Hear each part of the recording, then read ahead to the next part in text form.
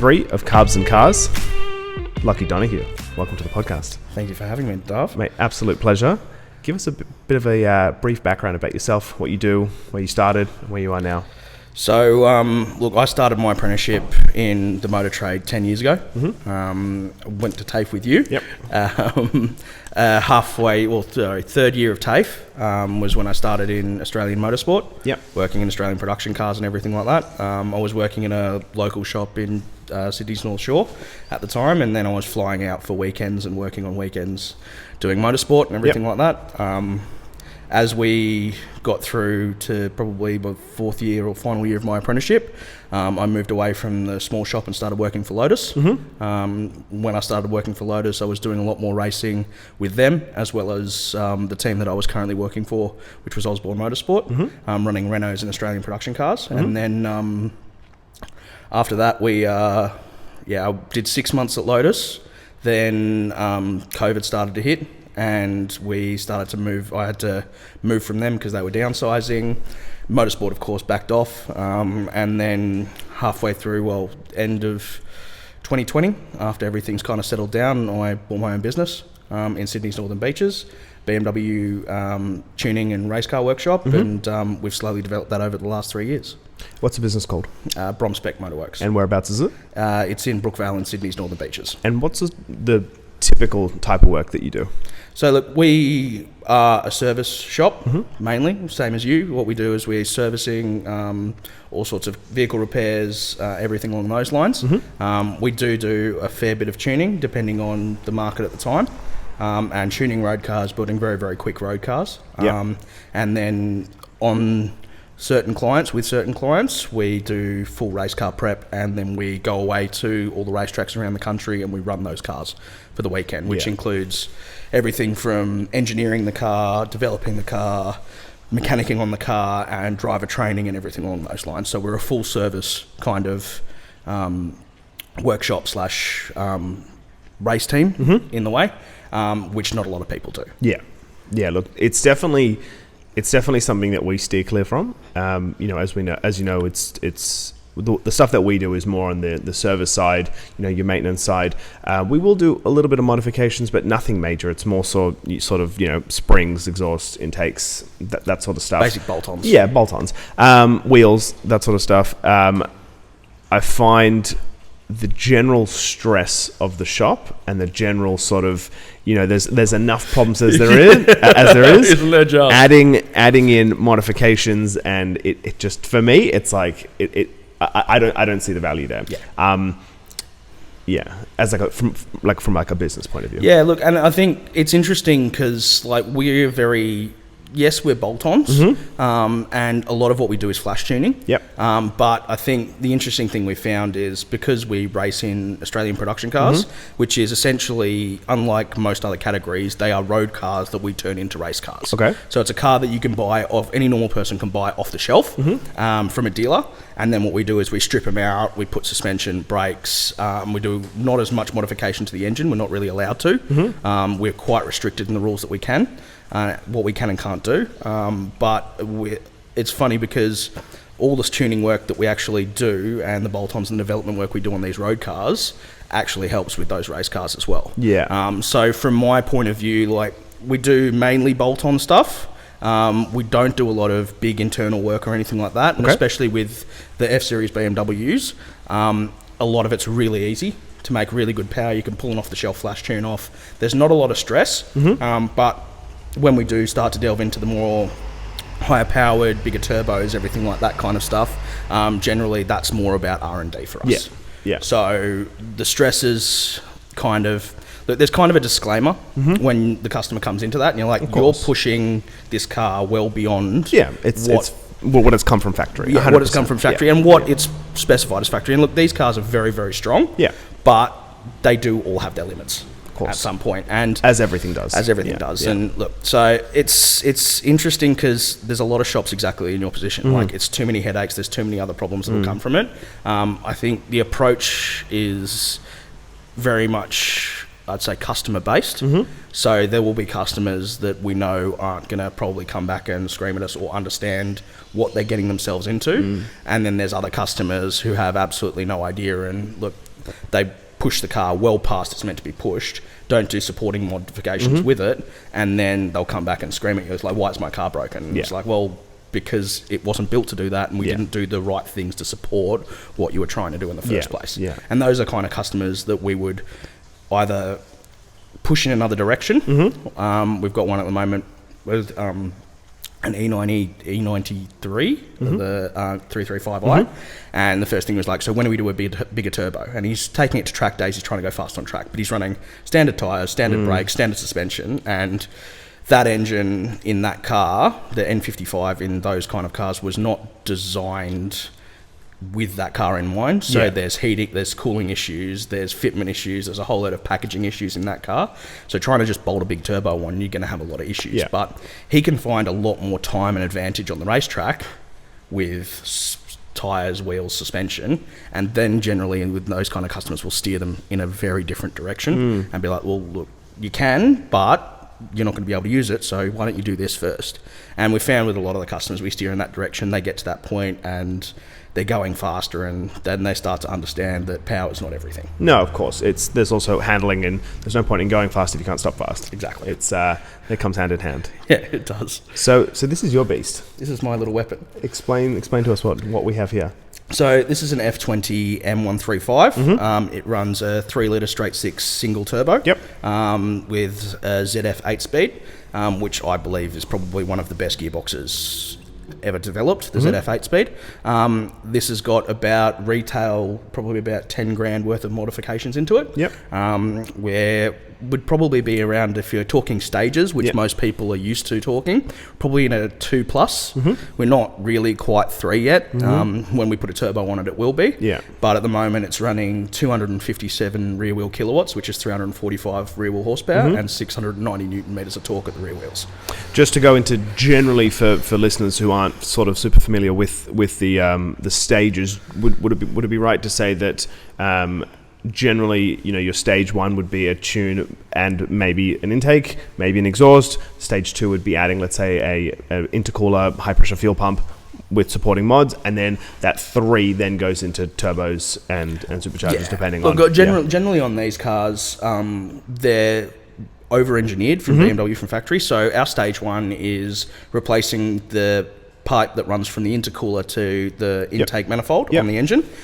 We replace the plastic one that pops off even from factory with a metal one, and then we whack a tune in it. And that's it. That's a stage 1. And you'll get usually a 30 to 40% increase in power just by doing that. The stage 2s where we run them now are generally about catless or catted downpipes. Catless depending on where you're situated. But catless downpipe, an intercooler, and probably cold air intake. And this one has a cold air intake where the pickup is actually behind the front grille. So it feeds direct from the cold air coming in. And then where we're at the moment, I've got coil packs. I've also got a 2-stage bigger intercooler in the front. We're running boost pipes that are metal now. And there's what we call an oil thermostat. So these come with a factory oil cooler, and the factory thermostat opens at 120 degrees. We put one on that opens at 85, so it uses that cooler a lot earlier.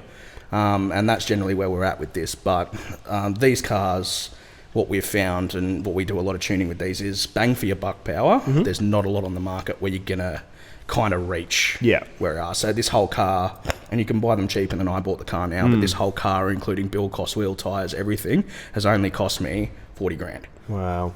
And sorry, what are the power specs again on this? So it's 345 rear wheel horsepower and 690 newton meters of torque. Wow. And there's most V8s that won't push that torque out of these things. And that's, of course, why I run semi-slicks and bigger brakes and a whole range of other things so that it actually works. You have to, You absolutely have to. And do you track it? I wish I had. I haven't had the time, and unfortunately, we get to the situation where I'll book a track day with either BMW Drivers Club or probably Driving Solutions or something out of Eastern Creek, and then a week before the event or 2 weeks before the event, I get a call from a customer. They're like, "No, can you please?" They'll be going to the same track day, and then they'll turn around and they go, "Can you run my car for the weekend?" And look, from my point of view, the customers in that respect more important. what we do in that respect. So, and that's our branding, and that's what we do. Yeah, so, of course. Look, when I get a track day booked and don't have a customer that is out there trying to run their car, then I'll probably track it. Yeah. It's what I'm building it for, essentially, but it's a bit the best of both worlds. Yeah. So it's a very good road car. It's actually surprisingly quite efficient. It does 7.4 litres per 100 Yeah, wow. when you're cruising, which for the car with this power figures and this amount of juice is rare as all hell. Yeah, of course. But look, it's a good daily driver. It's comfortable. It's got lots of space. It fits 4 adults quite comfortably, but it also scares the shit out of people when you need it to. Oh, absolutely. I find that a lot of the Europeans are a very sort of best of both worlds, where even if you do go into that heavy modification, you're not compromising on economy when, go on a road trip or, you're cruising down the highway or driving to work. Yeah, you find a lot of that with the Europeans, with the way that they run ECUs and their engine management systems are next level. Like some of the Japanese cars you get really good with, like even the 300, the 350Zs, the 370Zs, everything like that. You can get close to it, but when you're trying to push the figures that we're pushing out of, like say an RS3, where we had an RS3 that we built with APR, so they're over in the US, and we were doing stuff with them over here and doing all the mods for it, and that had 509 all-wheel horsepower. Wow. But it was still it wasn't a great daily driver, but it was a reasonable enough daily driver that you could use it daily. And that's a ridiculous amount of power. Yeah, it's enormous. It's ridiculous. And those cars are, I think, one of the best sounding engines. Sounding engines, the grumble from the exhaust, I said grumble, I meant rumble, but Rumble. the pops and the bangs, and it's like a lot of cars now, have a lot of that. Yeah. But for its time, I guess maybe starting out with Golf RS3 initially, then moving into that of those massive bangs on gear changes, I think it was, kind of revolutionary, because now everything has that. Oh yeah, that's standard. But they were the first ones to really push that limit when they came to tuning. And to be perfectly honest, there's something about that odd number of cylinders, the engine note, so your 5s and 10s. There's something about that howl that it gets me every time. Yeah. Like, it's special. So, I'm going to be a little off on my stats here, but I learned a long time ago that Audi has the same firing order from their 5-cylinder engine that they have when they initially developed it, I believe in the 80s. And since the 80s to now, that firing order has not changed in that 5-cylinder. Yes, that is true. Yeah. Very much so. Is it the 80s? Well, yeah, 84, I think it was. So, cool. mid-80s. Pretty much on. Bang on there. Yeah, back with the Quattros. Yeah. When they run the Quattros and the Group B and Group C rally cars, like, they found a formula that works. Yeah. And if it ain't broke, don't fix it. Yeah, exactly. So the podcast is called Carbs and Cars.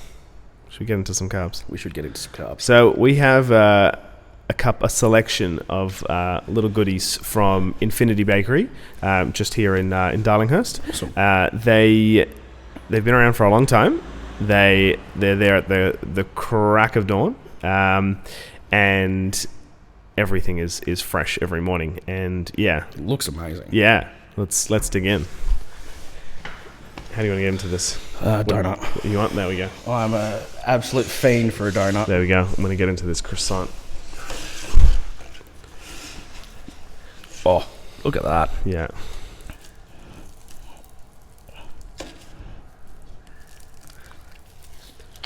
What's your ultimate pastry?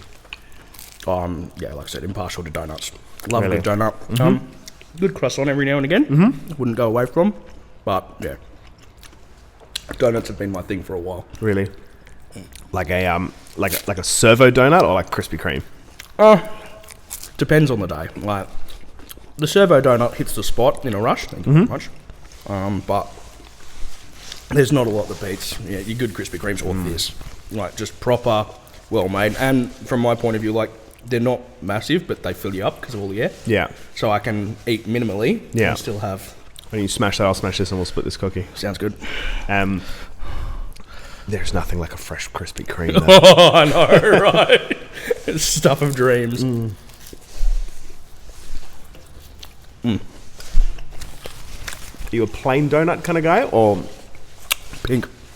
Strawberry iced. Oh. Yeah. Every day of the week. I don't know. Started as a kid and they've never changed. I'm a creature of habit. Yeah. No, that's totally fine. That's it's a good thing. Yeah. It's a good thing. All right, so tell me more about your business. So we went to TAFE together, and then you got to the point of, did you always know you wanted to have your own workshop? Look, it was always, for me, it was always on the cards. I didn't think it would happen when I was 25. That was definitely not on the cards. So it was middle of COVID. We started generally looking March 2020. So when COVID kind of first kicked in and lockdowns kicked in, we were like, look, we can see where the market's going, and this is probably an opportunity to buy something like relatively cheap. It was my mum's idea, and March, she flicked me an email from a business sales company and just went, have a look at these. And I went, interesting. Okay. What's your idea there? And she's like, well, there might be an opportunity here. I was like, okay, rightio, yeah. So we ended up going through a few things, and I was still working at this time. The racing had died down, which is kind of why it was going to work, because I had nothing really on the cards motorsport-wise. And the original idea was, and I did a little bit of work with Aston and Bentley here on GT cars, but never really graduated across to doing the things that we did overseas, and that was always the aim. But unfortunately, COVID and everything like that stopped being on the cards. Because it was one of those things where my aim was to actually go to Europe full-time, work on these cars, work in Europe, based wherever the team was based, and do all of that full-time. After COVID, it was just, no one was really looking at doing that. And the vision for the future in a lot of those major European teams, even the smaller ones that you could have worked with, was, we're going to survive, but it's going to be tight. It's skeleton stuff. So, and it was never going to be, they were never going to fly someone over from the other side of the world and help them get set up. Like, it doesn't matter how good you are, there's an expense if you're here and you want to work in Europe. Same with Formula One, same with everything. There's an expense to those teams to get you set up and get you working. So you either have to be really good at your job or really experienced. And at that time, I was good enough, but I did not have the experience. So we thought the business was the next best option. So we ended up purchasing it in October 2020 from a guy who'd been running it for the last 20 years. Lovely guy, bit grouchy, and had not killed a fair bit of his customer base, but when you're trying to do 50 million things at once, he had one staff member, and he was trying to be on the phones, on the cars, this, that, and the other. It was starting at 5:30 in the morning, finish at 7, 8 o'clock at night. He wanted to get out, and it kind of just worked, and it fit. We kind of slotted in. So how old was he? He was 50. Okay. So look, not as old as some of the guys who run some of these shops, but look, and he's now working and running his own little shop in Port Macquarie. Better work-life balance, much happier where he is, much happier with his family up there. So it was kind of time for him to get out of Sydney, and we kind of timed it right. And my dad helped me set up the whole front of house. He's spent 30 years in corporate customer experience and the customer service industry, that kind of front-facing, telling people like Westpac and Service New South Wales exactly how you need to treat your customers. So having him is unbelievably valuable to the business. Which has been fantastic to have him and help set up. He still runs my front desk for me. And then, we've just kind of built it up over the last 3 years. It would be, as of October, 3 years now. We've developed a really good customer base. We've revamped our reputation, changed a lot of the way that things were done, modernised a lot of stuff. Same thing that you've done. 100%. It's interesting because you find with a lot of younger guys running workshops, we have a very different approach. 100%. From the older guys. And look, I think with the changing times, it actually becomes a lot more welcome. Of course. Because we're not the grumpy old guy. Oh, honey, filthy this is sharp. honey, this is how cars work. Not really explaining stuff. We're a lot more in the new age, and that's helped both of us quite significantly. 100%. Look, I find that a lot of the older guys, have been doing it for 30 years, 40 years, they develop a bit of a chip on the shoulder, and it's almost like they don't want to be there, so why are you here? And then that reflects onto their staff, because the staff are like, well, we have to be here because we want the job, but it's a toxic work environment. customers don't enjoy it because they feel like I guess for a lot of females feel like they're getting ripped off. Yeah. You know, a lot of males are like, well, you know, it's just not a very respectful place to walk into. Yeah. And then often I find those shops are doing things either A, backwards, or C, it's just very sort of, you know, nothing's changed for 30 years and it's filthy and it's not approachable. And, you know, why would someone take their car there when they can go into, you know, a shop that someone's spent $500,000, you know, making look, you know, outstanding, and it's a workshop, but it's also a showroom. Yeah. And it's like, well, if how they treat their workshop is how they're going to treat my car, you know, that's sort of a big factor when someone looks at someone's shop. 100%. Like I pride myself on keeping this place spotless. You know, like when we have white walls and we have grey floors, and look.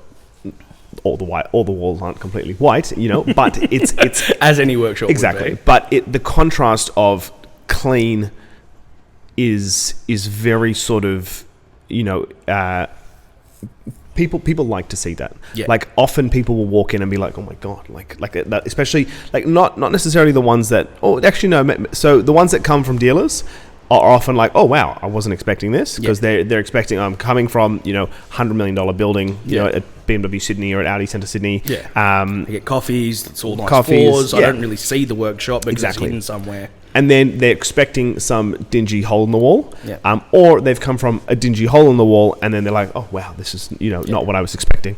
And then onto your other point about, you know, the way things are done, the previous business I worked at, you know, those guys were a lot older than me, and their processes for the shop weren't necessarily bad. It was more the office processes that I found to be very, very backwards and very sort of archaic, and the way that they were sort of, you know, let's say reconciling the books. So for example, you know, the way that they were making sure that every invoice had been paid, they're basically taking a job card and then stapling a credit card receipt to that job card and then filing that.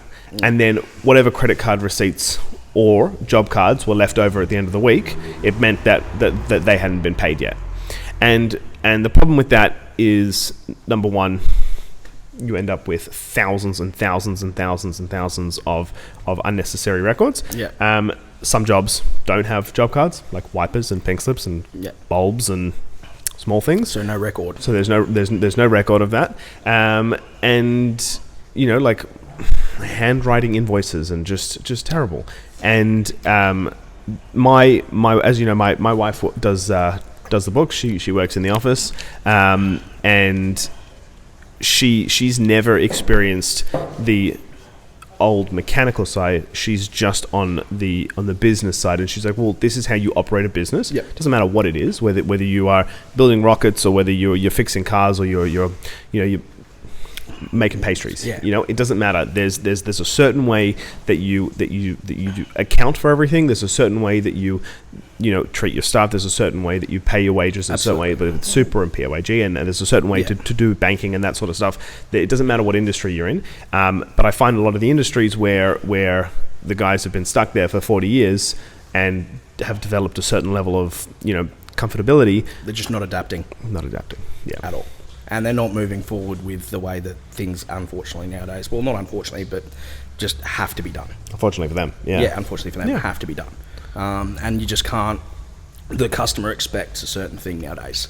They're used to it, especially with all the retail products that they buy and the way that they're treated everywhere else in 100%. Other industries. Like, you need to be in a position where you're providing your customers with exactly this, what they expect, essentially. Like something that would take me, you know, 3-4 hours on a Friday afternoon is now 10 minutes on zero. Oh yeah. You know, and it's funny, I actually haven't thought about this since for years. But it's funny that we bring it up because it's just so many of these old school things. Then I actually find that they translate from the office and then get rolled into the workshop, or it's the workshop that gets rolled into the office, and the customer can feel that. And I find that they can see that it's a very prehistoric way of doing things, which then translates to how you're going to treat the car, how you're going to treat and them. also just doesn't fill them with confidence, No, of because course not. especially with how complicated and high-tech modern cars can be and are at the moment.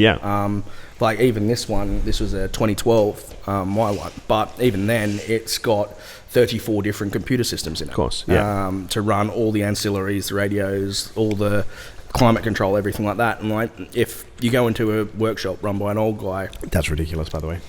Yeah. workshop run by an old guy, and he just doesn't, like, there's one computer or one scan tool sitting around, like, he's not going to be capable of looking after the car the way it needs to be looked after. Yeah. And like, you've got the perfect thing here. Your customers walk in, they see the computer screens, there's multiple scan tools. You're obviously up to date with the way that cars are working now, as we are, and that's why we're specialists in what we do. We have all the latest technology that we need to be able to scan and code, program, and do all that to cars, especially race cars. And that just provides that little bit of extra confidence from the customer. 100%. And look, at the end of the day, if you're the kind of shop that, you know, how good is that? That is delicious. You can use colourful words. We're good. We're not a children's show. Let's not sugarcoat this. This cookie's fucking delicious. Fucking great. Now I'm upset. I should have gotten two. I want a fucking whole one. I don't want to share. All right. All right. Are you a cookie guy? Yeah. What kind But of? this is more cake than cookie. It is, isn't it? It's really fluffy. That's it's almost like a brownie. It's rich as shit. I know. Maybe half as good. Yeah. Oh, that was good. Wow. I can feel myself getting diabetes. Yeah. Well, if this podcast is going to do anything for me, it's going to be that. Yeah, especially. Every week I'm trying to film an episode, and there's more shit on the table that's that I don't need. And Yeah. No, don't worry. I'm bad like that. yeah. So, how many staff do you have? At the moment, I'm running with 3. I did have 6. And we downsized, just, look, not so much due to interest rates, but mainly due to just the people that we hired were great initially. But again, that kind of old school culture, not from us, from people we brought in, they had that old school culture, and that kind of culture filtered into the workshop with a few other people, and unfortunately the lack of care and that lack of attention to detail is just not something I can have in this business. So we've minimised a bit more, and we've got another young girl starting on the 13th, so in a week and a half's time, and then we'll be up to 4, and then we've got a work experience kid in at the moment that'll be really good for a first year apprentice, so we'll probably start him sometime next year. So we'll be back up to the 5 staff. Yeah, it's interesting. I find often. Firstly, I'll just state, and I've mentioned this to you before. We've gone through the ringer finding staff, and it's.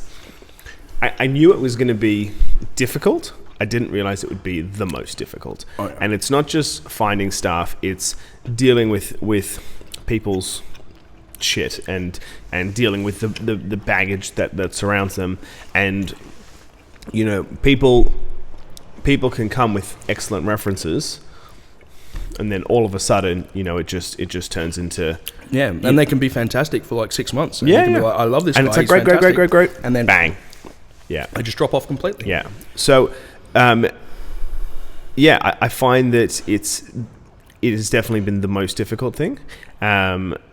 And you know what? Once you get a good team together, it's so important to keep a family, you know, system going, because you want everyone to want to be at work. Absolutely. Excuse me. I took an interview the other week, and the guy came, and we had an interview, and my feeling was not whether I need to grow the shop. My feeling was, is he going to mesh with the calm and the, you know, the culture that we have. Yeah. And honestly, it turned into that, you know what, maybe this is going to turn into somewhere where everyone's like, oh my god, I can't wait to come to work.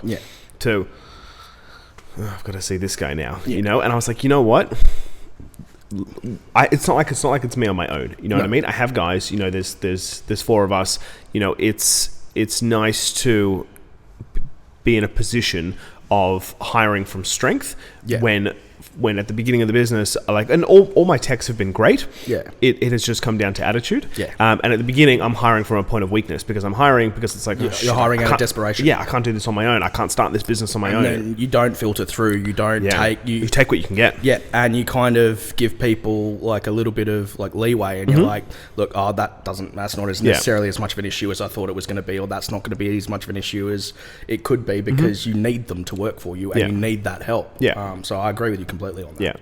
Yeah. And that's a mindset thing that I found as well. Yeah.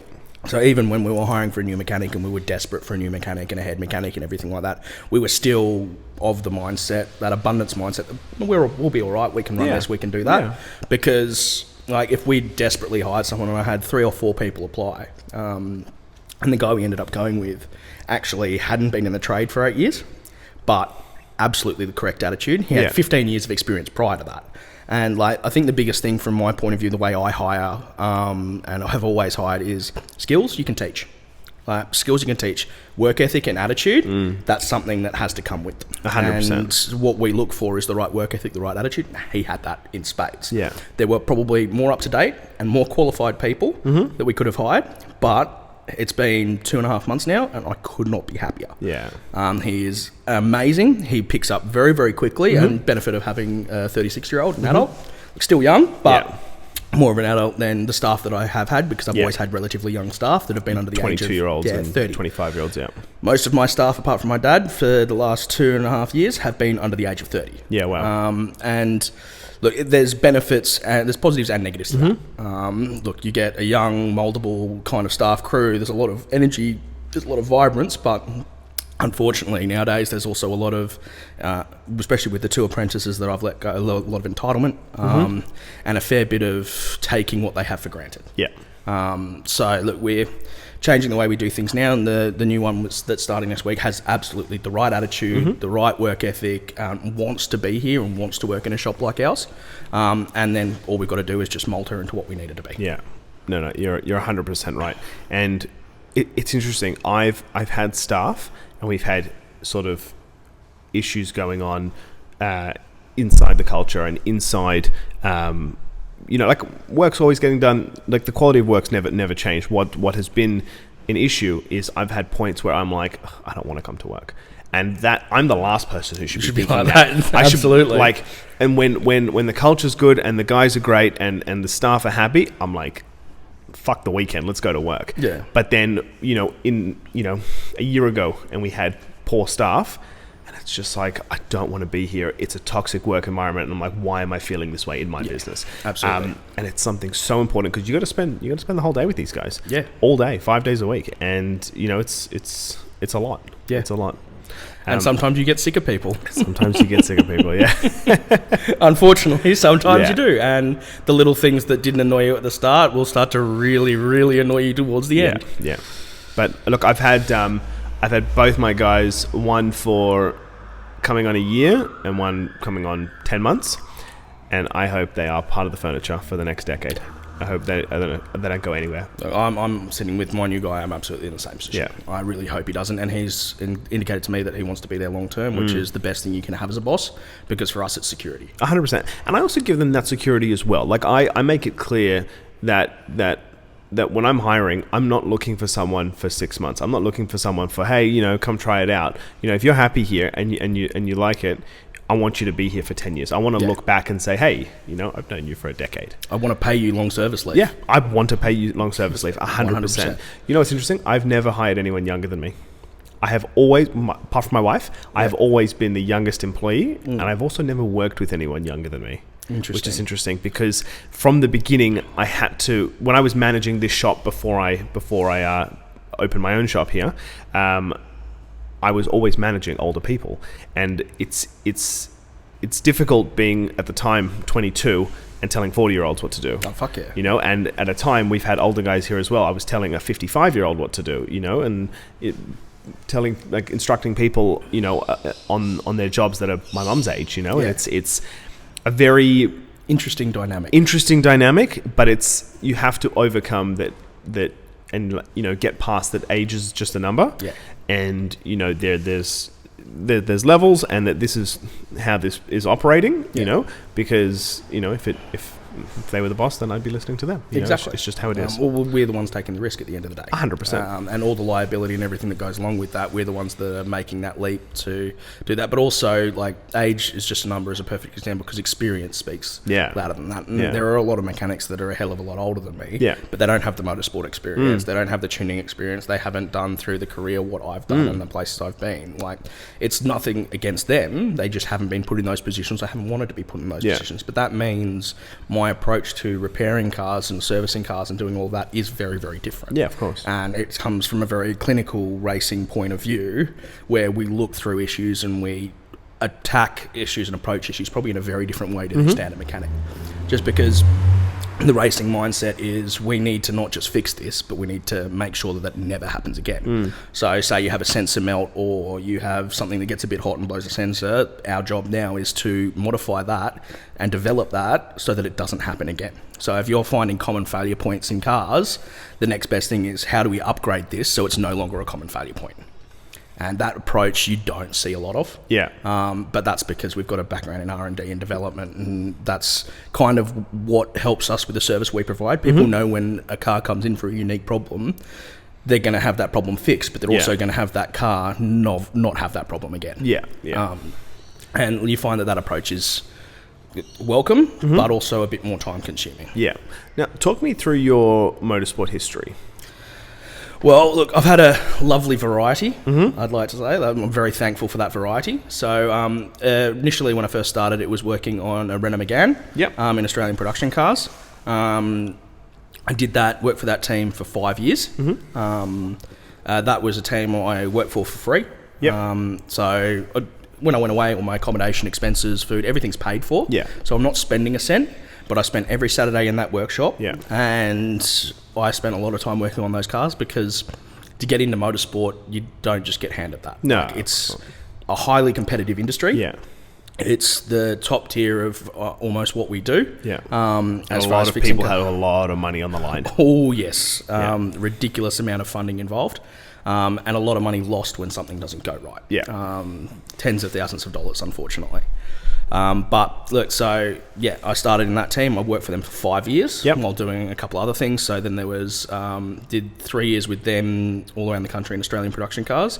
We won C-Class Championship in the first year we did it. Well, first year I did it with them. And we've won multiple races and C-Class Championships with that car throughout the years. Pain in the arse of a car. I know it better than any other car. Not because it's a good car, it's because I had to repair it a lot. A lot of shit broke in that Renault, especially when you're pushing them past the limits of what those cars are designed to do. They don't have a reputation for being the most reliable car. And the uniqueness, and I'm putting that nicely, the uniqueness of French cars and the way they're designed creates issues. Look, we don't do a lot of French cars here. We have maybe 2 Renaults, 1 Citroen, maybe 3 Peugeots. I can't stand any of them. Like, they are... Look, you do it because they're good customers. They're all lovely customers. And realistically, we've got the same kind of approach. Is like, look, we already look after their BMWs. We will look after their other cars. But they're not... by far not my favourite car to work on. No.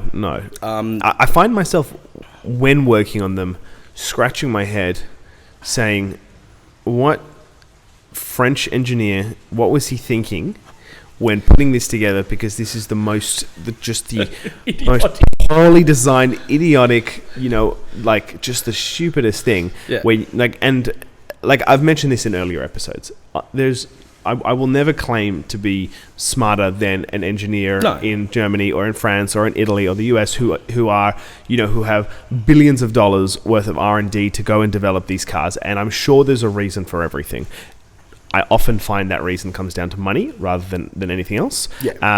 Because if you can save one bolt across 20 million vehicles, that one bolt might cost $2. That's a $40 million saving. Absolutely. So I often find that things are done, terribly, but they're not the ones seeing them 10, 15 years down the line. I think the biggest thing is, like, when they design, you look at a lot of these designs, and it looks great when the engine's not in the car. Yeah. And when they're manufacturing it, that's what they're looking at, because you have different teams designing the chassis, you have different teams designing the engine. They're all, and look, they kind of communicate when they've got to fit it, but there's no foresight into how much space you have to do a certain job. Yeah. And all the things you're going to have to pull off to get to that one little piece, which is a common failure point in that car, but it's buried so far in that engine. You're like, you knew this was going to fail. In fact, it's designed to fail. Of course. So why didn't you put it in component?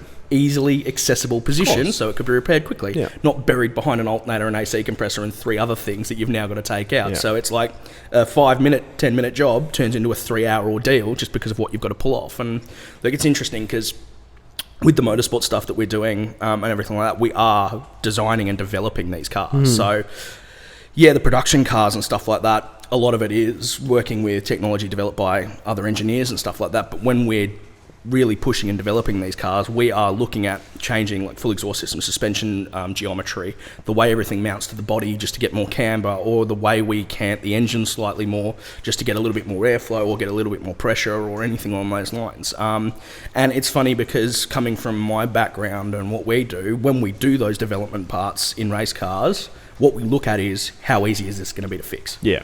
Because for us, it's not like I've got a hoist at a racetrack.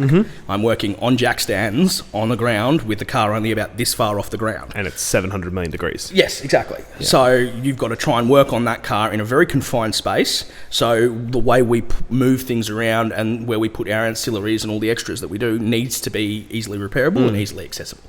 And I think it'd be interesting. Like, you could throw... I wish they would do it. They never will. But all these engineers... put them on a racetrack, get an older race car, run it around, and be like, fix this. I don't even think you need to go that far. I think all you need to do is get them into, let's say, a 15-year-old E90 320i and say, hey guys, it's time for its yearly maintenance. Get this back to concourse showroom condition, and then tell us A, how shit is this to work on, number one, or B, how is this the least cost-effective thing to do? Because now on let's be realistic, an $8,000 car, you're going to have to spend $15,000, $20,000 to make it back to that condition. Whereas, you should, yes, there's no one saying that there's no maintenance. Yeah. But, a decade after the car's been released and it's, valve stem seals pissing out oil, and now when that happens, the car's worth, nothing, or an E53 4.8 litre V8 X5, and the rocker covers are leaking and you got to pull the engine out to do it. And then the car's, when someone paid $180,000 for that, and now the car's worth, a cookie and a bacon egg roll. Yeah, and the funny thing is, it's usually not the first owner that has to deal with that. No, of course not. It's the fifth, yeah. And they've paid $5, $6, $7 grand for it. Of course, I've got a bargain. And yeah, no, because the job to do rock cover gasket leaks, which leaks all over the exhaust and is an issue that you need to fix, is now a $3,000 job because I've got to remove the whole engine to do it. Yeah. And there's no forethought in that. No, there's not. And I find that they design something that is great off the factory, that is great for in warranty, and then it starts to deteriorate. It's funny you say that because I've got the opinion that like cars are now designed for a shelf life. Of course, yeah, they are. The disposable society that we have, especially with cars like nowadays and electric cars as well, you're going to find that they're designed to work a certain amount of time, and then they're just going to fall apart. And look, you can design plastic components, and look, the development we've got, and even in these, like the inlet manifold in this is plastic, but it's strengthened, it's reinforced. There is a different approach to the way that they've developed that car, so I can run the booster that I can run without having to swap the manifold out for a metal one. I can still run the plastic parts in certain areas that I can run, and that's okay. Of course. But they're all going to have failure points at some point. Like everything does. Yeah. Like everything does. But look, I think there's also, from manufacturing cost perspective and an R&D perspective, there was also that kind of, look, we only need to make it this strong and we only need to make it last this long because then it's no longer our problem. Of course, yeah. And why? And so looking into what manufacturers make in terms of profit margin, BMW 4%, Audi 7%, Mercedes is 5%.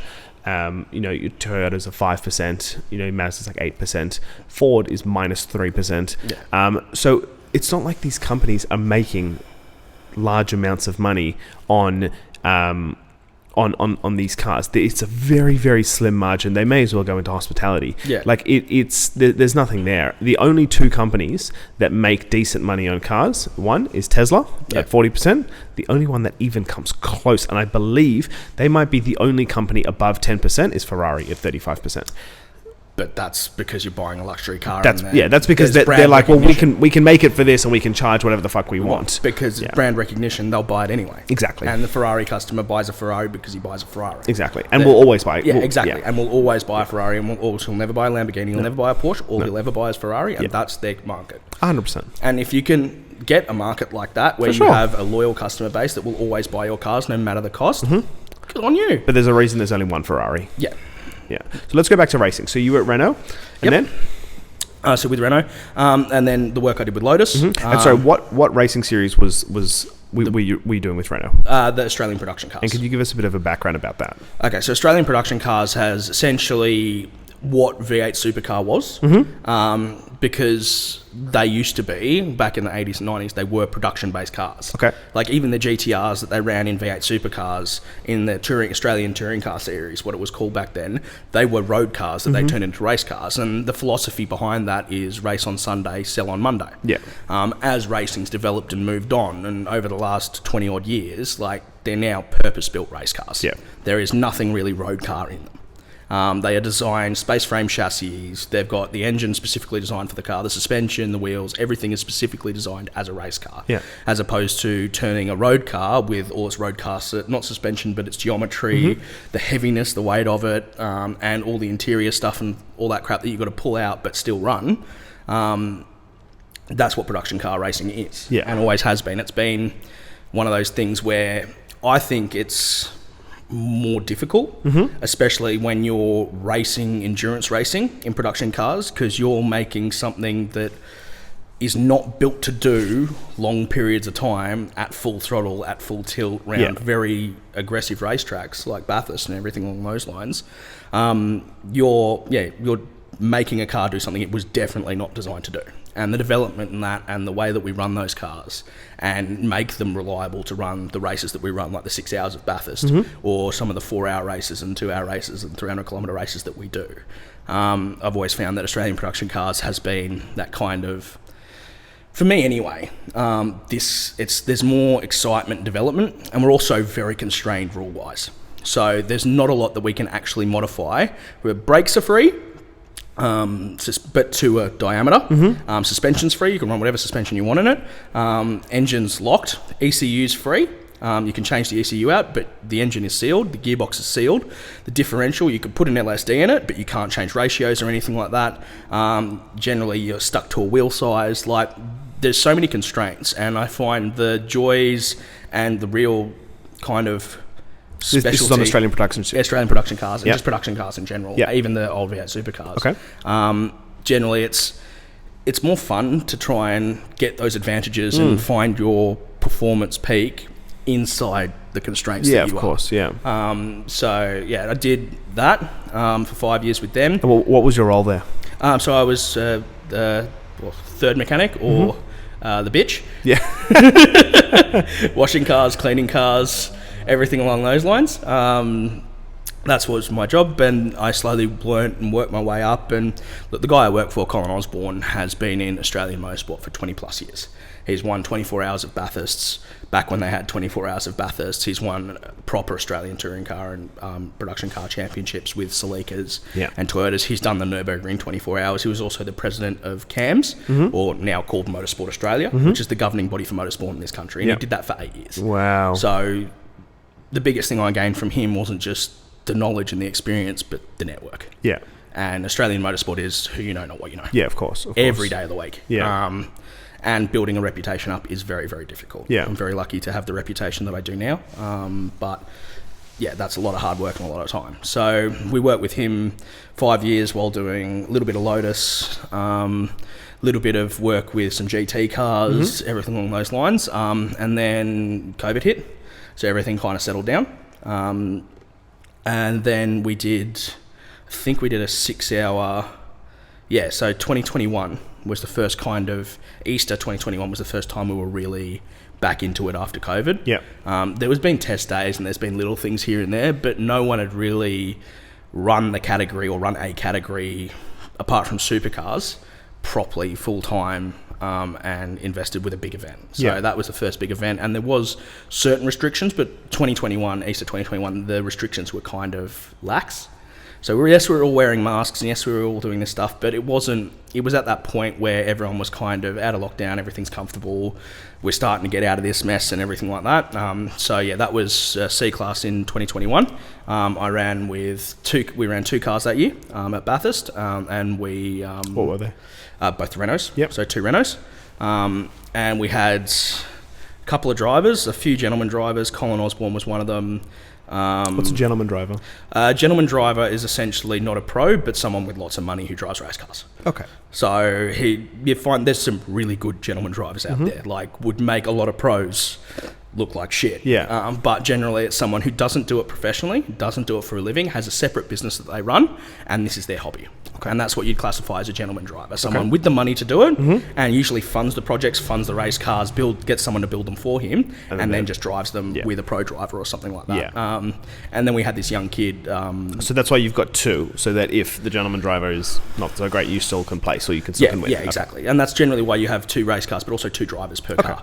And in about the 6-hour, you have to. Yeah. So we're restricted in a 6-hour on driver time. So you can do a maximum of 3.5 hours. And you can do, the minimum you can do is generally 2.5 hours.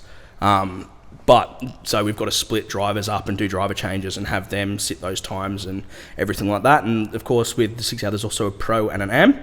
So you have to have a pro driver. You can have a pro driver, but you have to have an amateur driver as well. Yeah, interesting. You can't have 2 pros. Okay. And we had Colin running with a young kid called Josh Haynes.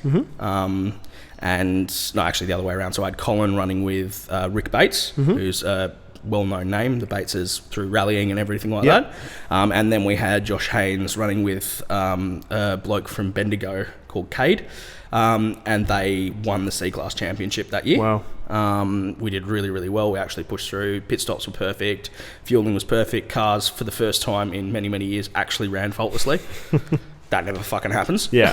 Especially with those Renaults. Ran faultlessly, and it was good. And that was the first year where we're really kicking back into it. Throughout that year, Josh was kind of developing his career as a young kid, and pushing through and doing all that kind of stuff, and starting in like Pulsars and kind of just trying to develop his career as a racing driver. So I didn't do much in 2021. I did a little bit here and there, worked for a few guys, just like one-offs, going out to racetracks, track daying people, doing all of that. But my focus was probably mostly on developing the business at that point in time. We'd just started. We were 6 months in at that point in time, and that's what took my focus. And then we roll around to 2022. 2022 was a really good year for us. Very, very successful in what I did.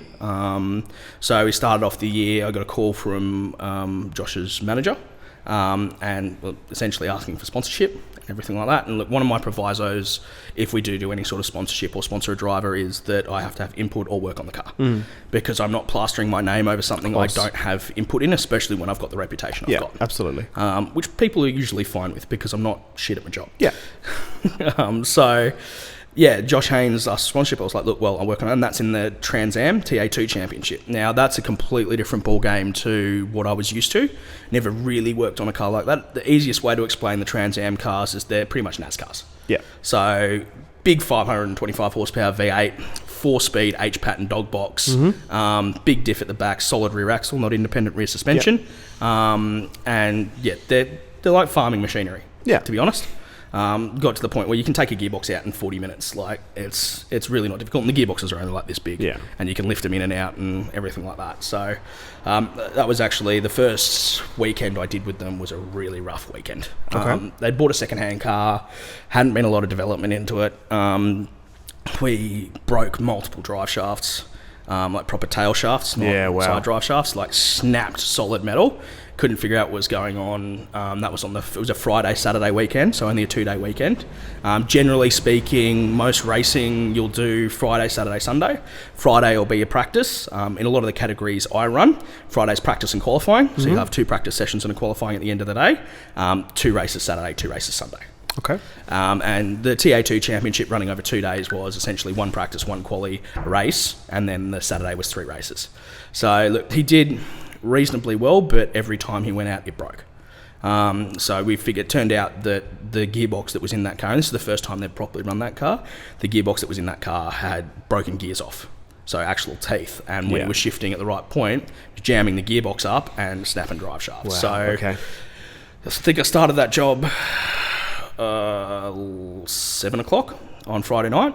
Had the gearbox out and ready to go back in with the flywheel, clutch, everything like that was all changed and ready to go. Pretty much everything from the motor back was done by about 11 that night. Fitted everything back in first thing in the morning. Went out for the first race. To second race, had to start from the back because drive shaft broke and we didn't finish the first race. So coming through the field, unfortunately copped a hit, spun out, ended up bending the entire rear differential and everything like that. Wow. So that was the second race. There's only 3 races this weekend. By the end of the second race, we were in another position, back last, broken diff, so we replaced the entire rear differential, tyre solid rear axle, everything along those lines. And then he started from last position in the third race, which was a night race as well. And he went from 21st to 4th. So wow. Really talented kid. Wow. Got to know that car very well that weekend. And then, so after all of that, of course, we're going to pull the gearboxes out and do a whole lot of refurbing to all this kind of stuff. So that's how I got into the Bathurst team that we won with in 2022. So I was down in Canberra one weekend, and his best mate, Josh's best mate, who was living with them at the time, essentially where I was working on the car, he was building a BMW M2 competition to attack and try and win the 6 hour outright. And generally speaking, like Steve called up Craig, Tom's dad, and Tom Sargent's now racing in the US and Porsches. Really, really successful kid. But he called Craig and was like, I've got this bloke, he's young, but he knows BMWs very, very well.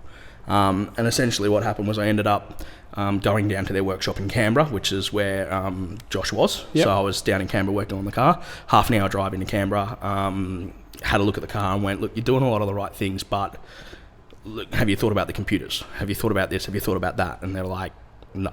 And I went, okay, here's my number.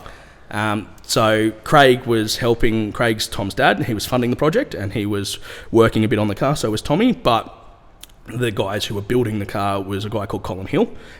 His son Cameron Hill was driving it.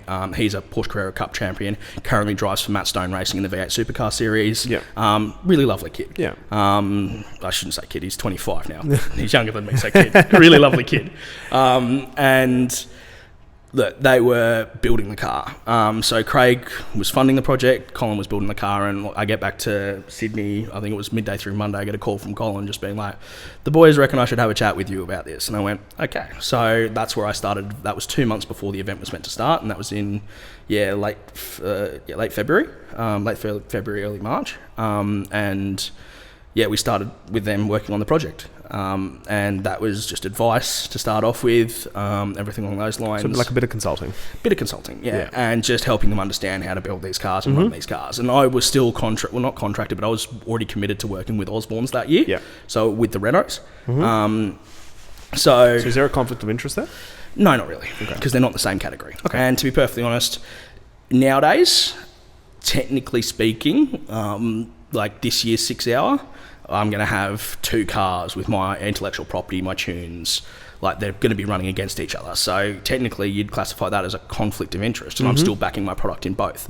But because I'm an individual contractor and like their advantage is at the moment my tunes, the development I've done on these cars, it's kind of like, without me, you can complain, but without me, it's going to be very hard to do. So I'm in that position now where I'm valuable enough that I can work on multiple cars and not have an issue of conflict. But in that case, no, there wasn't, because one's a C-Class Renault and one's an X-Class M2 competition. Yeah. So two opposite ends of the fucking spectrum. We ended up, that situation, that's the 2022 Bathurst. We ended up in a situation where the car was only done, let's say 2 weeks before the race event, which is never where you want to do. Yeah. Racing, you want testing, you want development, you want to understand the shakedown, you want to shake down the car, you want to be in a position where you understand what the car's doing at everything. Yeah, especially before you go to Bathurst. Of course, yeah. Where the walls are close, it's very fast, Yeah.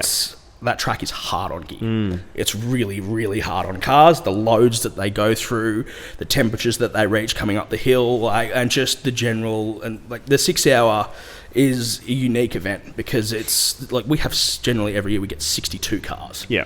And 62 cars on that track is busy. Yeah. At the best of times, and they're all different classes. So you've got everything from BMW M2s in X class all the way down to the Suzuki Swifts and Toyota Echoes they run in E and D. Yeah. So you've got really fast cars that'll do 300 down the straight, and then little Suzuki Swifts which will top out at 170. And navigating that with a car that's relatively unknown is never something you really want to do. Is that all in the same race? Wow. All in the same race.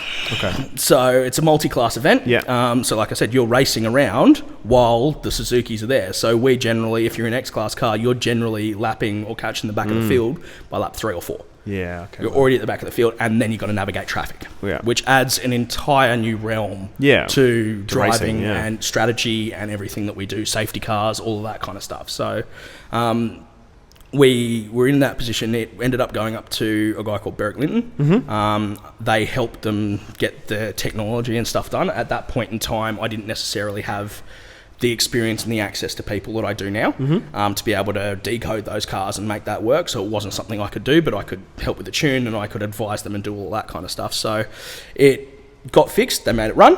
It ended up going to Queensland Raceway for a first shakedown, and apart from running out of fuel, car ran well. Yeah. Everything ran faultlessly. Next week, it was there the Thursday. They brought it down to Eastern Creek. That's the one I was there with them. Yep. We worked on a bit of suspension. I worked on the tune, getting the tune comfortable to drive, making sure the drivers were used to it and understand how to drive these cars, and making sure the computers all work properly. And that was my job that second test day. And then they went to Bathurst, and I went to Bathurst. Wow. The weekend for the Renaults didn't go as planned. Okay. We went through 3 engines. Wow. Yeah, not the finest moment for the Renaults, and there's a whole story behind that we don't need to discuss, but because it's contentious on both sides about who was at fault, and that's always going to be the case. I just fixed the car. I just fixed the car. That was not my issue on this one. We don't have to get into that. Yeah. No, we don't have to get into that. But yeah, we went through 3 engines. It just wasn't happening, and the car, the BMW, was showing pace. Like, it was quick. Yeah. And surprisingly quick. I've had the pleasure of the last 2 years, the BMWs I've worked on, no one's really paid attention to. They haven't been big names. They haven't been like V8 supercar drivers or anything special. They've just been like the low team that either hasn't finished or the one that no one really takes seriously, which I like. Yeah. Because no one really watches us. And then when we're fast, it's almost too late for the other teams to make the changes they need to make to keep up with us. Yeah, yeah. So it's definitely an advantage in that. Like, flying under the radar when it comes to motorsport, flying under the radar is... Little Trojan horse strategy. It is very much... it's a very good advantage to have. Yeah. So it was going all right. So I had a chat to Colin at that time and just went, look, you've got 2 cars. Neither of them are running. One's going to run, but it's not going to run well. And you don't need me. Because he had a team of a lot of people. It's like, you don't need me. Like, I don't need to be here. Can you allow me to go and work for the BMW guys? And he let me go. And that's the respect that I have for Colin. Yeah. Also, the fact that I'd given him, at that point, 6 years of free work. Yeah, and his thing was always about developing young mechanics, young drivers, and everything along those lines. So I was like, that was me taking the leap out from under him and going to do something else. And well, at some point you have to take it upon yourself to do you. Yeah, absolutely. And we can't, unfortunately, it was one of those things where it's an uncomfortable conversation to have. It's like, because you've given me my start in racing. Of course, yeah. And leaving halfway through a weekend is never something you really want to be doing, and the rest of the team was a bit pissed off. But they understood after the race why I did it. Yeah. But that's also not the point. Yeah. I'd given my heart and soul to that team for 6 years, and I was mid-race weekend going to work for someone else. But from my business's perspective, we're working on BMWs, we're developing BMWs. You're not working on Renaults. No. Yeah. So that was the marketable thing from my business, and the fact that we were showing enough pace to have a shot at winning this. And so essentially I went over them halfway through Saturday, just before quali. Started just looking over the car, checking a few things, just advisory role essentially. But also doing some brake changes and checking clamps and making sure everything was running properly and built properly and everything along those lines. So yeah, and then qualifying comes around. Tom Sargent's in the car. So Tom Sargent was 20 at the time. Yep. He just won the Australian Formula Ford Championship, but he was essentially my seat's sinking here. Essentially, he was like, no one was really checking him out. Like he had a few because he won the Australian Formula Ford Championship, he got a test in a Penske V8 supercar, the Dick Johnson Racing V8 supercar. Like he was known, but not really well known. Yeah. And Cameron Hill, the other driver, was in a position where he was a Porsche Carrera Cup winner. People kind of knew where he was, but we had V8 supercar drivers driving. So you can understand who takes the limelight. Yeah, of course. That. Yeah. Probably shouldn't, considering the last 2 years and what we've done without V8 supercar drivers. But look, they do take the limelight, unfortunately, and that's the way it is. So yeah, Tommy's driving it. He's a relative nobody. He was classified as an AM. Never will be again. Yeah. And as soon as that race finished, he was no longer an AM. Yeah. We definitely were very lucky on Tommy being considered an AM driver, because he was a pro.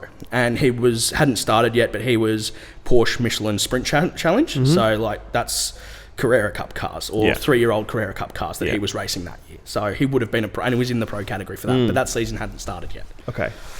So it was just on the cusp. But yeah, Tommy went out and qualified it and put it on pole. Wow. By a reasonable margin. Yeah. Too. Like, kid was really, really quick. Yeah. And it shocked everybody. Unfortunately, after that happened, of course, there's a media circus and interviews and everything like that. So the car sat for 45 minutes while the sun was going down. Okay. When we went to scrutineering after that, car was too low.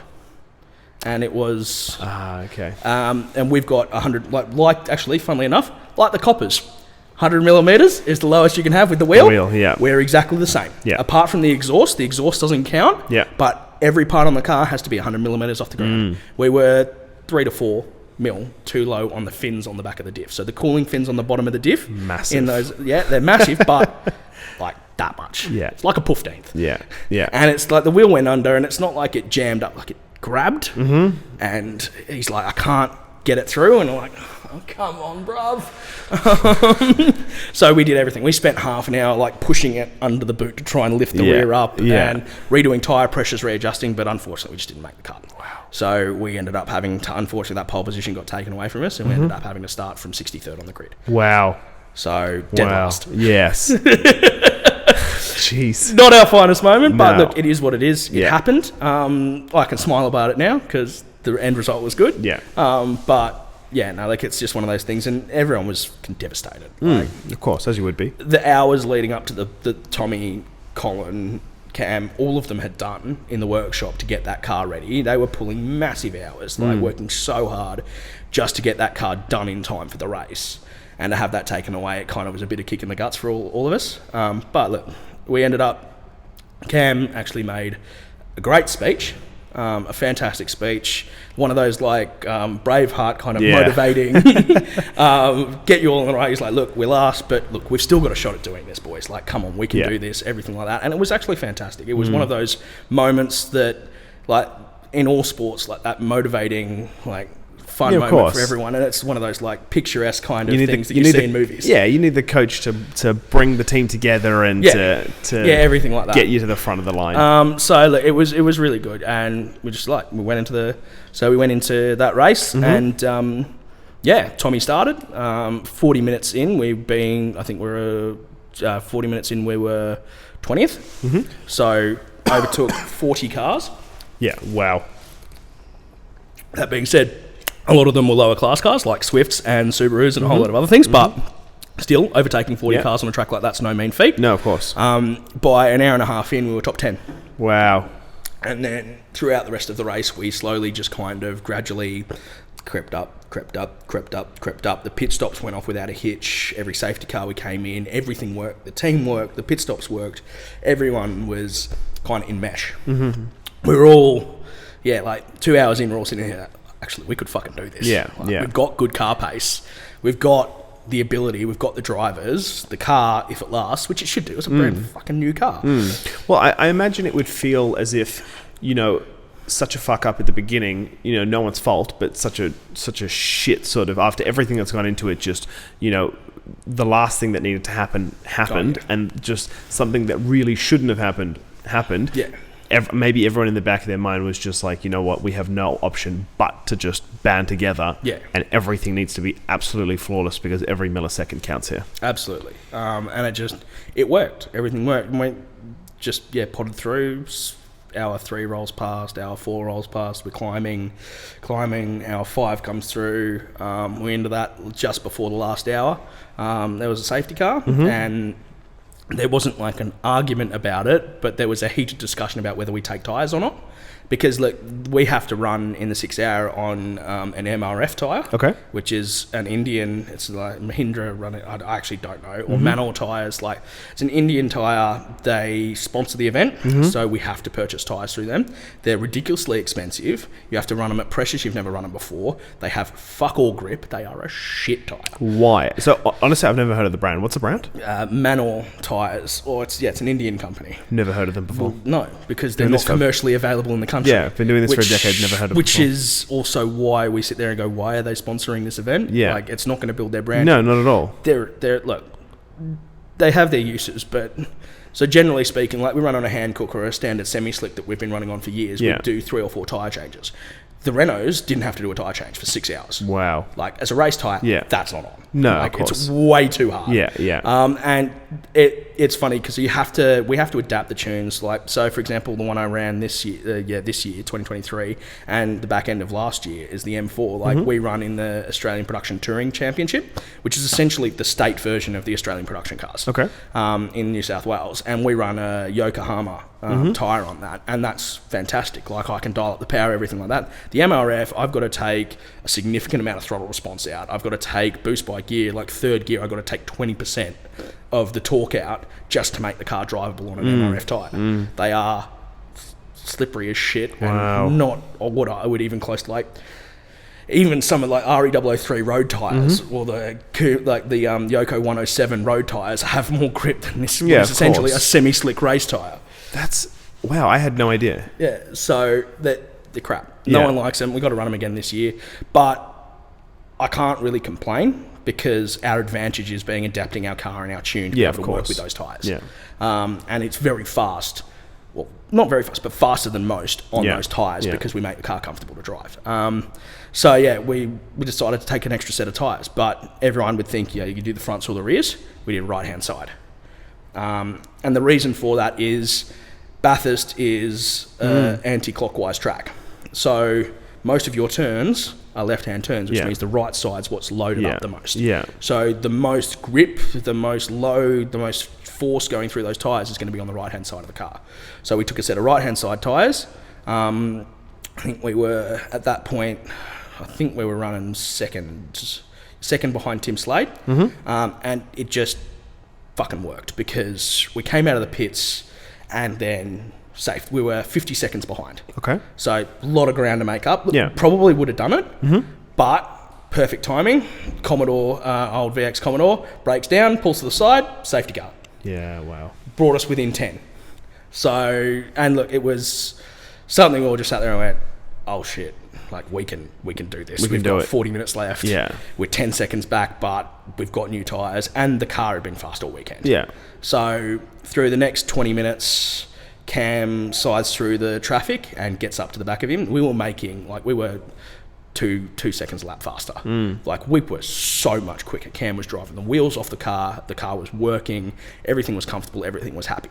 So he's sat behind him for 2 or 3 laps just trying to get past, not really working, can't really find a gap, and look, no one expected him to do it where he did it, but for your listeners, if they know Bathurst, Brock Skyline, coming over the top of the hill, he late brakes, tips it in down Skyline, Slady goes out, and we ended up overtaking him in the worst or the place no one overtakes. Yeah. There. Like, you should not pass there. Yeah. And yeah, that was the lead. Wow. And then sorry, how long's left of the race at this 20 point? minutes. Yep. So we still had to maintain it. Yeah, of but course. To be blunt, we fucked off. Yeah. Like, we pulled probably about a 10-second gap in 5-6 laps. Yeah. In 10-15 minutes, and by the end of it, we kind of just backed off. We finished the race with 7 seconds lead on them. Wow. So, and that was the win. That was my first outright Bathurst win. Yeah. And look, it's one of those things, like, winning any race is awesome. Of course. Winning one of the biggest 3 endurance races in this country, that's special. Yeah, very. And let alone to do it multiple times. Yeah. So that was the C-Class win the year before. We went from strength to strength. The Bathurst win, and then that was one of my busiest weekends ever because my dad was away, so I had to run the front desk of my workshop. He was actually following my racing. Yeah. Dickhead. But yeah, so I was the next weekend, I was down at the Bend Motorsport Park in South Australia running Josh's TA2. And then that weekend we went out with the Trans Am. We got 3 seconds in the first place to win the round out there. So, like, I was dead. Yeah. Like, after that weekend, even when we won, I was just, like, sat down in the back of the truck and just went, I want to celebrate, but I'm so tired. Been working so fucking hard. But, yeah, it was fantastic. And, look, Josh did reasonably well the rest of the season, which was really, really nice for him.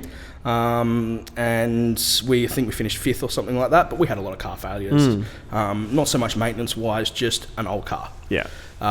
Pushing hard, trying to get the most out of that car on a car that's built in a race car that's built in 2016, and you're running it in 2022. Like, it's 8 years old. It's been through the ringer already. It's not gonna shit doesn't last. Yeah, of course. And maintenance needed to be kept up to it. And look, it's TA2 turns out to be, it's meant to be a budget entry thing. It turns out to be fucking expensive. Yeah, of course. The cars end up being about 180 grand. Yeah. And then your front bars are 6 grand each. Like, not to mention your stub axles, gearboxes are 5.5, engines 50. Like, it all adds up. Of course. We should do another episode. We should get into, like, the back end of that. Yeah. Absolutely. Right. I reckon we can understand I can teach you probably a fair bit about the financing of the way race cars do. Racing as a business. Yeah. Right, actually, commercially, it's a different world. Yeah. And it's losing money more than anything else. But of course. We can do another episode and talk about definitely, that then. So, yeah, we've got that, and that was a good year for us. Halfway through that year, so June, July, I get contacted by a guy called Aaron Gretsch. I think actually not even contacted. I think he was putting up on Facebook, anyone with experience to help run this car, blah, blah, blah. And I was like, well, I won the last 6 hour in a BMW. I run a BMW shop. Do you want my help? What do you need? Yeah. And he goes, oh, look, I've already found someone. And then a day and a half later turned around and went, oh, actually, yeah, come down and help. And that's when I just started developing the M4 for this year's 6 hour. Go for the truck. Yeah, that truck is... we're going to hear that. It's funny, doing the podcast in a functioning workshop, and I'm not sure if they can see, but, you know, the pipes that run along the roof. And that we constantly hear when everyone's going to the toilet. Yeah, that and this... Oh, he's reversing now. Oh, that's good. That's going to be there for a while. All right, it is what it is. It is what it is. We'll make do. So, yeah, look, that year was good, and then I started working with Aaron, and that was 8 months before the 6 hour this year, and we were constantly developing that car. Like, all the stuff that I'd learnt with the tuning and stuff that I'd done on road cars, and because we're so restricted in Australian production cars, like, a lot of the road cars I built are actually quicker, a lot quicker than the race cars that we build. Like, they're not restricted. We can run decent semi-slip tyres. I can run big boost. I can run different charge pipes, different turbos. Like, there's so much more capability in these road cars. Like, this as a road car is faster, much faster than any of the production car-based versions of these. Wow. So, like, we're limited. I'm running 17.4 pound in this boost. We're limited to 13 in the APC series. So this car, and with the gearbox, the tyres, brakes, everything that I've done to this, it's quicker. Yeah. Heavier, but quicker. Yeah. It's because it's got 4 seats, radios, and everything like that. But if I was to strip it out and run this car, it would be much faster. Yeah. So yeah, all the road car stuff that we were doing was working with developing that car, and we were just slowly getting better and better. And that car hadn't finished a 6 hour in 4 years. Something had broken, a pipe had come off, charge pipes, or something. So what car was it? A BMW M4. Okay. And standard M4. No, look, it had a different tune in it, not one of mine. It had not a competition or a CS or anything. It's by that point, like, it makes no difference. Okay. So, like, the motor we put in it was from a GTS, a rec GTS. Okay, yeah. But the bare bones of it, though, the difference on those kind of the CSs and the GTSs, apart from a couple of carbon panels, and if you buy the DTM M4 carbon ceramic brakes and stuff like that, they're the same car. Okay. They're just different states of tune. So we tune past the GTSs and CSs and everything like that normally anyway. Yeah. So look, it's the stuff that we use in the race car is generally like all the same. So the GTSs, the CSs, they all have the same running gear, they have the same gearbox, same diffs, everything like that in them. So it's all the same. But yeah, technically it started life as a standard M4, but it's got V8 supercar brakes on it, 3-way adjustable MCA gold shock absorbers, different sway bars in it, different springs. Like, you upgrade well past that. Yeah, of course. So yeah, we just developed it. We put different tune in it, which made a big difference. Like, not that like your listeners may understand like power curves or everything like that, but the torque curve on the tune that they had would come up and then drop straight off. So it was spiky and unpredictable and really, really hard to drive. The tune that we put in it comes up, stays static, and then drops off towards the end. So it just made it it's more torque, but much more predictable to drive. Yeah. And unless you're running down the main straight at Conrod Straight at Bathurst, power doesn't really mean shit. You want torque and drive out of corners. Yeah. And that's the best thing in a race car. So we developed that over 8 months, worked with them pretty consistently in the production touring car championship, just constantly developing the car and the driver. So we had our pro driver for 2023 was a guy called Jaden Ojeda. Yep. He's now doing really, really well. Yeah. Really, really well. He's done a Bathurst 1000 start now, his second one. Yeah. He's currently over in, I think, Asia. He's been asked to run a GT car. Wow. He runs a GT car here. Wow. And yeah, he wasn't really doing much apart from a bit of driver training with Driving Solutions and a few little things here and there. That's what he was doing before the 6 hour. So it wasn't really big fish at that point. So we got to, we had a pro driver, and then our other driver, Simon Hodges. Look, he's not what you'd see as a racing driver. Yeah. He is a gentleman driver, but he's definitely not what he is. Skinny, pasty, kind of runs a company called Secure Wealth Advisors. Okay. So he's a finance bloke, and that's what he does. But this is what he does for fun. And the difference over those 8 months that Simon made, just having a car that's more comfortable to drive, that's predictable to him, that could be adapted to the way he drives. Like, he is, like, you'd never expect someone like that to win a Bathurst. Yeah. Like, and he just did so well. Like, the changes he made, the development he made was amazing. So as we were developing the car, we were also developing the driver. Yeah. And developing the car, we're doing like suspension changes, changing springs, stiffer sway bars, seeing what really worked with the tyres that we had in the car that we had. Another, I'd say, not the most exciting weekend for us, like a lot of work and a lot of problems. Yeah, so of course. We did this, the 2023 Bathurst 6 hour was good, but also stressful as shit. So we'd already developed this car. I put an engine in it probably only 2 months before. And then we went out for a test day, let's say a week before the event, and the gearbox didn't feel right. Yeah. So we whacked a gearbox in it straight away. Got it coated, everything like that. Went out to test and just did a couple of test sessions the day before, like the Tuesday or the Wednesday before we meant to go down to Bathurst. Which again, not a position any of us want to be in. No, not at all. Not at all. So look, I was spending a lot of late hours, as was Aaron, just trying to get this job done, get the car running. So we get it down to Bathurst. Look, it's kind of better conditions, like not as hot, nice and cool. We got rain the first day, top practice session 1. We're like, fuck yes, car's quick, sweet, it's running reliably. And then throughout the other 3 practice sessions and qualifying, we're just chasing an issue. Yeah. So all weekend we just had, like, it just kept jumping into limp mode. We couldn't figure out what was going on. Changing tunes, we're adjusting this, we're trying to replace this. We're like hunting for this problem that we couldn't find. And it gets to Saturday night, race is Sunday. We qualified on a stock tune, but we still qualified 5th on a stock tune, which is running a lot less power. Yeah, of course. Like almost 100 less horsepower. And it wasn't going to limp mode on a stock tune? No, it wasn't. Okay. So when we were running more boost, it was, so look, we thought tune, but it was like, look, I've run this tune all last year. I run this tune in about 20 road cars. Like, I've never had this issue before. Yeah. So it was like, everyone's like, it's the tune. I was like, it's probably not the tune. Let's be honest, it's something else, but it's probably not the tune. The tune's just exacerbating the issue. So we actually ended up, because you can't really test and find an issue just openly on a racetrack. Yeah. So we actually ended up talking to someone who had a truck yard with a 400-metre driveway. Yeah. That was enough for us to get a decent speed up and try and figure out what was going on. So we get out to this truck yard, 7, 8 o'clock at night, back into Bathurst somewhere. Run on this driveway, the private driveway, and we get up to speed, and it just starts to run rough. Bring it back, and we go, hang on a second, I know what that is. I was like, sounds like a misfire. Do the old school trick of pulling each coil out, misfire cylinder 5. It turns out that every time the drivers had come in, hit the isolator switch, clear all the codes, and reset the car. Wow. So what a absolute nightmare. Just for a fucking dead coil pack? Yeah. 2 days of pain, suffering, and late nights. Fuck, we were happy when we found it. I bet. I was like, oh, it can't be. So we did, first thing in the morning, we did plugs and coils and changed the plastic charge pipes because they normally break. Yeah. Started 5th, and then, the rest is kind of history. By lap 2, we'd overtaken everyone, including 2 V8 supercar drivers, and then we kind of just fucked off. Managed the gap at about 10-15 seconds ahead of them until the first pit stop, and Jaden had to come in. Simon, throughout the centre of the race, did his 2.5 hours dead on. Yep. And I think he did a fantastic job.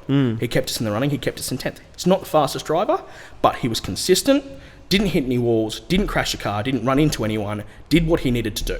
He spent 2.5 hours in the car, which is a long fucking time to be spending in a car at Bathurst. He did an immense job. Absolutely amazing. We are so fucking proud of what he did. Absolutely. So Simon comes in, Jaden gets back in, we're 10th, and then through the next, and that was two and a bit hours before the end. Yeah. Through the next, let's say, hour, just climbs. Did an amazing pass down Conrod Straight on the grass. 4 or 5 cars kind of bunched together with traffic. So someone we were trying to overtake, actually a V8 supercar driver, Tom Randall, in an M2, which should have been quicker than us. Yeah. There was a Suzuki, there was a BMW, like you couldn't get past. So Jaden goes 2 wheels on the grass, round the outside at 210k an hour on the grass, just kind of like, this is all right. Pulls it back in and takes off. And then, we had a red flag, which kind of helped us, allowed us to do some more tyres. Yeah. And then, from the rest of it, we kind of just cruised home. Managed the gap where there was a little bit of a gearbox issue, and then we had a fuel warning. So that was calculated, not the actual in-tank sensor, because we pulled it out after the race and we had like 20 litres left. Yeah. But added drama, the commentators loved it. Yeah. Are they out of fuel? Turns out no, but there was a warning on the dash. Yeah. So we fucking panicked. Yeah, we were like, how the fuck did we fuck this up? But we pretty much managed the gap, put it into essentially economy mode. Pulled the shifts down a bit, the gap between shifts, so there's a little select of how quick the shifts are, which ups the pressure, so we knocked that down, so we were running pretty lax, just trying to protect the car and run it to the end, and we came through and won it 2nd year in a row. Wow. Which is 3rd year for me if you count C-Class, and I don't know, it's weird when you do it twice in a row, and the only other person that's really done that is Berwick Linton, but that's the same team, same car, same drivers. I've done it each of the 3 years. Different team, different drivers, different cars. Wow. So the only obvious just common denominator has been me. And like I said earlier in the podcast, I've had the opportunity to work with some truly brilliant people. Yeah. And it's definitely not all me. Definitely not all me. But my understanding and the teams that I've worked with, it's kind of just all gelled and worked together to create, and luck. Yeah, of course. Bathurst is luck. Yeah. A lot of it's luck. Safety cars have to fall your way, crashes have to fall your way, weather, pit stops, weather, everything has to work. And look, it's interesting because the first year in 2022, it was a relatively professional team. Yeah. So it was guys who were running Formula Fords and Porsches, trained at fuel. We had Cam was running Super 2, level under V8 supercars at the time for 888 Race Engineering, just Red Bull Racing. So we had his number 1 mechanic, which was fucking awesome to learn Yeah. from that guy. Zach, lovely guy, genuinely lovely guy, but you can see why Triple Eight are the professionals. So we had a relatively pro team. Simon's and the secure off on the other hand, we had me, Costas, which is he runs his own he's been in motorsport for a while, but he runs his own mobile mechanic in Sydney. Aaron, who's Aaron Gretsch Motorsport, so he does a bit of TCR, a bit of this, bit of that, and then some apprentices, so an apprentice engineer Brock and an apprentice mechanic Tim, and then the fuel guys that we had were all Simon's brother and his friends. Well, wow. So look, they'd done it the year before, but then by no means professional. This is the only event they do a year. And I think that was the special thing for all of us, because there are some big pro teams that we come up against with, like I said, multiple V8 supercar drivers, professionals that do this all the time, like absolute pros, and our little rabble of amateurs all just kind of bumbling around. I was retraining the guys doing fuel the night before and being like, no, you need to hold it is that comfortable? And he goes, oh, I'm not sure. I was like, tuck the fuel hose over, hold like that, use your body, teaching them how to actually get the fuel rig working properly and doing the pit stops and everything like that, retraining them essentially. So that's what I find excellent, because and this is why I also love production car racing. Don't have to be the best in the world to win. Yeah. You don't. You can be just average Joes off the street and still come out and win one of the biggest 3 enduros in the country. That's an incredible story. That is wild. And have you seen a direct correlation between that and then affecting your business? Yeah, absolutely. In what way? The way we market it, the website, it's all on the website. The stories that we post in the Drivers Club magazines and everything like that, and just generally having 3-time Bathurst 6-hour winner with 3 cups plastered at the front door and on the website. People generally trust someone that can win a motor race and win a motor race for sure. Because they look at it perspective-wise, they look at it and they go, well, if he can build a race car and run a race car that wins, our road cars, nothing. Yeah, exactly. It's easy, and it provides them with confidence. Does sell tuning work, very much so. A lot of the tuning work that we do recently has come in because they're like, oh, you've won Bathurst. My mate said you'd won Bathurst and you tuned his car and it was awesome, and everything along those lines. And look, our philosophy is we want to make something reliable. I don't build cars to fail. I build cars to do 50,000 Ks without issues. And with the 6-hour cars, we're building cars to run 6 hour full weekend, full tilt without breaking down, something it is definitely not designed to do. We have had definitely an uptick in business, and it has helped with the marketing strategy of the business and the way that we've marketed ourselves absolutely as high performance specialists, and it fits directly into that. And then it also gets me work. So I've got a client this year when I'm running a Mustang. Not really my wheelhouse, but look, we've done really, really well with that Mustang this year. We're currently building him $500,000 worth of race car, which is going to be a purpose-built, ground-up, 800 horsepower, one of the fastest race cars in the country.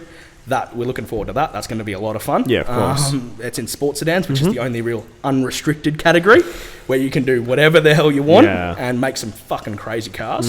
And then I'm having conversation with someone at the moment because we're building another M2 with the people I won with in 2022, Colin Hill Race Engineering and everything like that. And we're in discussions at the moment to run that for the next year as well. So we've got a few things coming up. It's going to be a very busy year next year. So I've got to get the business sorted now so that I can spend some time away. But look, it's definitely helped. And look, it's not pay-wise. I can earn more money in the workshop. Every day of the week, racing is fun, but unless you're working full-time, and even when you are working full-time, like V8 supercar mechanics and everything like that, they don't get paid very well. It's a situation where you're working. Generally, they're on 60 to 70 grand a year. And a mechanic like that can work on those cars can earn 120 in a workshop like this. 100%. The money is not there. Look, V8 supercars I've never worked in, but I have a lot of friends that have worked in it, and it's very much, it's a privilege to work for them. It's not the other way around. So it's one of those things, and they have this kind of arrogance about them that comes from management and everything along those lines, that's the privilege. But to be perfectly honest, I find GTs, what we do is a lot more complicated and a lot harder.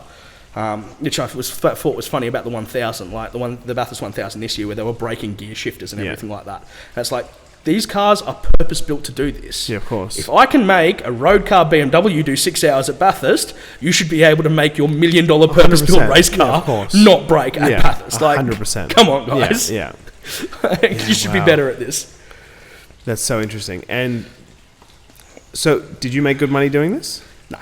Okay. No. I can earn 3 times as much in the workshop. Okay. I'm not going to talk about my pricing, mainly because that's my market value. Yeah, absolutely, yeah. But generally speaking, we're $175 an hour in the workshop. Yeah. And I cannot even close to charge for the amount of hours we put in. So racing isn't like a 9 to 5. It's not 8 hours. No. You are there, and if something goes wrong, you're there till the amount of nights I have done, and proper late nights, like till 1 a.m. Yeah. repairing a car, and then you're up at 6 at the racetrack to run that car. Like hard weekends. You don't earn the money you should be earning for that. It's just not where it is. But for someone who does it and it's their sole thing, it's a struggle. But for me, I can write it off with the fact that my business runs while I'm away. Yeah. So I'm still earning money. I've still got a wage that I'm getting paid. And for the marketing growing your value. business. Oh, absolutely. It's marketing value. Yeah. So I can write off and do this kind of stuff as the fun stuff. Because I do have a lot of ability to make it work for me. Yeah. Whereas your average mechanic won't. Yeah. And that's where it's hard. Do you see a time where you would put a manager into your shop and do this, not necessarily full time, but semi full time? Look, I think that's definitely somewhere I was thinking of doing probably about a year ago. But look, I want to have a second shop. I want to run the business differently. Like, racing, unfortunately, does have a shelf life. And look, I can always advise on 1 or 2 clients a year, or work with 1 or 2 clients a year. But doing it full time, like when my business is at a point where I could do that, I also want to have the life balance. Like, I'm at a point now where I'm single. I don't really have anyone accountable to me or to be accountable to. I can do my own thing. If I get a call from a client that says, I need you in South Australia tomorrow, I can go, yep, no worries, I'll be cool. there. And I have that ability to work with these clients now. When we get to the point where the business is running itself and I could be doing this more full time, is when I'll start probably looking at having a bit more of a life.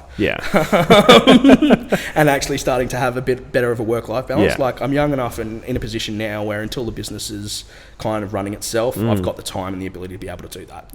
Look, the time it's when you're young, that's when you build your foundation. That's when you go hard. That's the sleepless nights. That's the stress, and then you build that foundation. And then in your, for most people in their 40s and 50s, they can take a step back. But building this in your early to mid 20s, it allows you to sort of really build that, do the fun shit on the side, and then in your early 30s, now you've got a manager. Now you can take a step back. Now you can travel. Now you can relax. Yeah, exactly. And that's always been my philosophy. Like, I've been working since I was 12 years old. I'm a qualified butcher. I'm a qualified mechanic. Like, I've always earned my own money since a young age, and I've been trying to build up my empire. Which is one shop at the moment, but my little empire since I was a kid. And it's always kind of been the thing of, I got the energy, I've got the ability, I've got no commitments. Like, I can do it now without much negative downside to it. But if I've got a family in the future and everything like that, it's going to be hard. It's easier to build that foundation pre-family. Pre, responsibilities. Absolutely.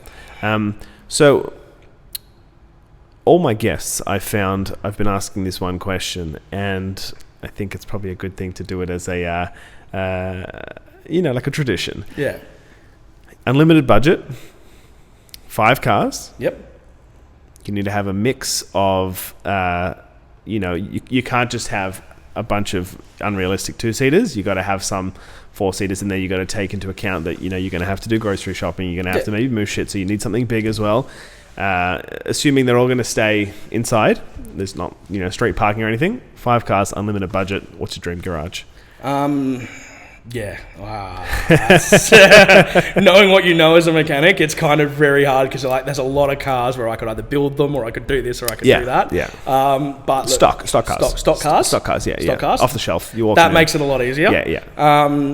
Look, to be perfectly honest, I'd have the new V8 Vantage, the Aston Martin with the twin turbo AMG V8. Okay. Love to look at them. Love the sound they make. And they're just because they're teamed with Merc running gear and like they're kind of half built by the Germans. It's not like your old Aston Martins. Look, I love the old Aston Martins. I've worked on the old Aston Martins. Yeah, rubbish though. Shit meal quality. Like everything's handmade. That's not synonymous with quality. No. Like they have this thing about it's all hand built. Yeah, and you sit here as a mechanic or someone who knows cars, you go, that's not a good thing. No. Great for selling point. Yeah. But not a good thing in the slightest. Nice, It sounds nice, but in practice doesn't work. So. Look, one of those. I'd probably have the road legal Bowler EXRS. Yeah. So the Dakar Range Rover for fun track days. Yeah. Everything like that. I'd probably have a 140. Yeah. So this, but in with a B58, the slightly up motor. Have a 140 as a daily or something like that, and you could have a little bit of fun with that after. Yeah, of course. Yeah. Supercar. That'd be hard. I'm not really. I'd probably go, like, if unlimited budget, the Lotus Evija. Yeah, okay. So fully electric, 2,500 horsepower. Yeah. Next level kind of supercar. And then, look, it's not... See, this is something where it comes into it. It's not a car that was ever built, but we have built one with a client. And it's the F80 M3, but in a wagon. Oh, beautiful. So BMW never sold one at all in the F80. Yeah. There's only about 8 to 10 in the world. Most of them are in the UK. We had a client who wanted one, and he was trying to buy it from the UK but couldn't get it imported. Yeah. So we worked with a few people who like to keep themselves secret, a few people on the electronics and the changeover, but we built him one. Wow. So we took a 328 F30 and a wrecked M3. Everything got transferred over. The only thing left that's 328 is the back end of the wagon and the rear seats, so we can still fold them down and see. Everything else is M3. So the dash, all the electronics, the steering wheel, the seats, the motor, the gearbox, the rear diff, the arches, we cut out of the M3 and then body molded them. Well, we got someone to do it, but body molded them into the wagon. So it is as true can be, a factory wagon M3. And then we stage two'd it because he wanted more power, downpipes, noise, lots more power, lots more grunt. Yeah, one of those. That'd be number 5, 100%. Because one, big wagons are cool. Yeah. Especially the big German wagons and everything like that. Those RS6s are but that else. One that we built is next level. And it's also the only one in the Southern Hemisphere. Yeah. So it's got uniqueness to it as well. Yeah, of course. But still 300 grand worth of car. Yeah, absolutely. Thank you so much for coming on. If people want to reach out, how can they reach you? My website, and give us a ring. Cool. That's the best way to do that. What's the website? What's the phone number? Bromspecbmw.com. www.bromspecbmw.com. And our phone number is 99394980. Very good. I don't have to quote that much. Yeah, and what are your opening hours? So we're 7:30 to 5 Monday to Friday. Generally, I'm always there till about 6 or 7. But our actual opening hours are 7:30 to 5 Monday to Friday. And social media? We've got Facebook. Bromspec Motor Works Facebook. Cool. We're starting to develop more of that and into the racing side of things, but unfortunately we just haven't had the time. We're doing well, so it's not the priority. Of course, 100%. Mate, thank you very much for coming on. Very welcome. Let's do this again. Cheers, dude. Thanks.